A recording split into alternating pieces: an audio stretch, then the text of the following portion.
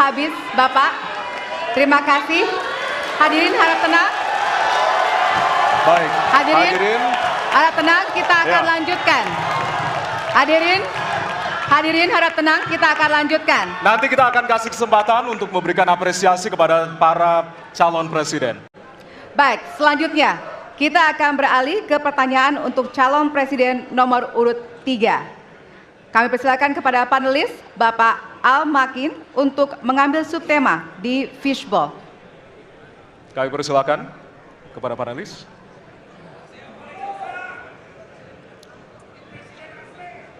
Ya, dibuka terlebih dahulu, Pak.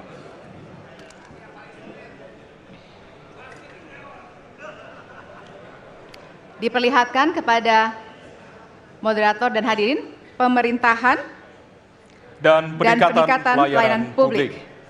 Baik, dan selanjutnya kami persilakan kepada panelis Bapak Bayu Dwi Anggono untuk mengambil pertanyaan dari fishbowl. Kami persilakan, Pak.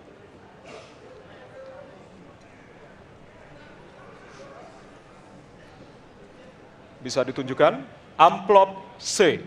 Amplop C untuk pemerintahan dan peningkatan pelayanan publik. Baik, untuk calon presiden nomor urut 3, pertanyaannya adalah tema pemerintahan dan peningkatan pelayanan publik, pertanyaan dari huruf C. Kita lihat bersama, Bapak Ibu sekalian, amplop juga masih disegel. Kita akan buka.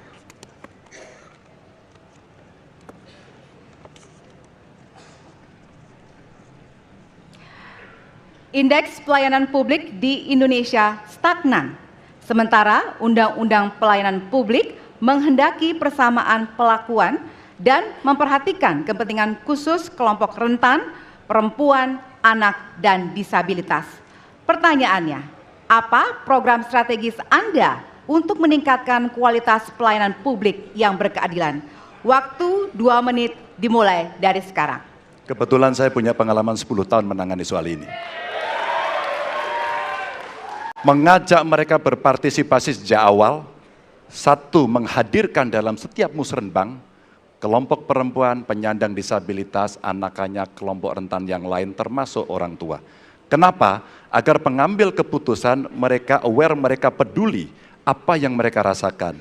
Kesetaraan dalam perencanaan pembangunan itulah yang kita harapkan bisa merepresentasikan apa yang mereka harapkan. Sehingga fisiknya kalau bangun mereka paham mana yang akan menggunakan sehingga tidak ada lagi protes pada soal itu. Kedua, dari sisi aparaturnya mesti ada kontrol publik. Maka kalau saya membuat pengalaman kami membuat lapor GUP sebagai satu ruang komplain publik yang pemerintah nggak boleh baperan, pemerintah harus menerima seluruh masukan dan kritikan, inilah yang akan kita angkat menjadi government super apps. Sehingga ketika itu tidak berjalan, pemerintah tertinggilah yang harus kemudian mengambil alih itu, sehingga pelayanan akan bisa jauh lebih baik, sehingga kelompok-kelompok ini harus mendapatkan afirmasi.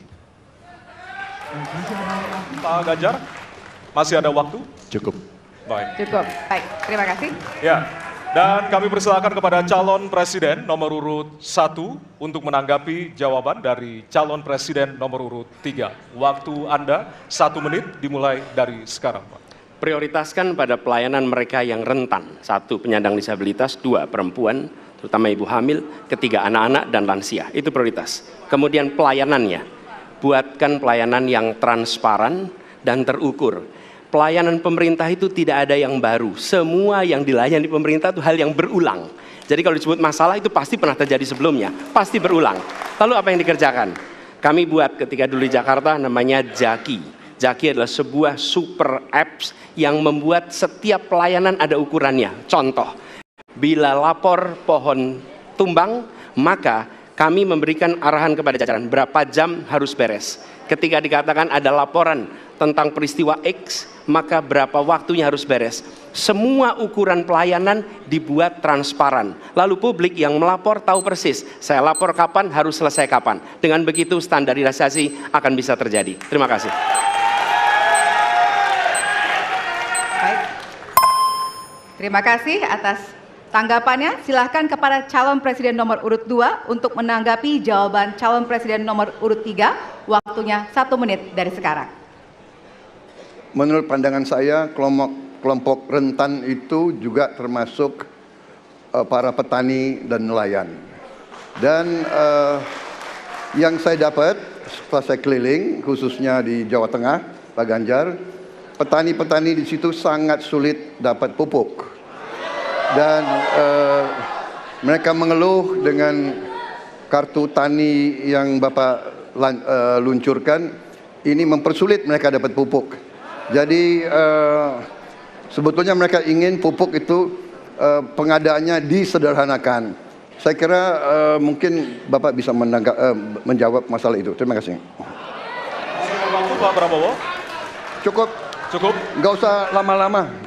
Baik. Baik, terima kasih. Dan selanjutnya kami persilakan kepada calon presiden nomor urut 3 untuk merespon tanggapan dari kedua calon presiden lainnya. Waktu Bapak 1 menit dimulai dari sekarang. Terima kasih. Jadi menggunakan teknologi yang disampaikan Mas Anies sudah betul. Rupanya kita sama pada soal itu. Tapi untuk Pak Prabowo saya harus mengingatkan Pak, pupuk langka terjadi di Papua Pak. Pupuk langka terjadi di Sumatera Utara Pak.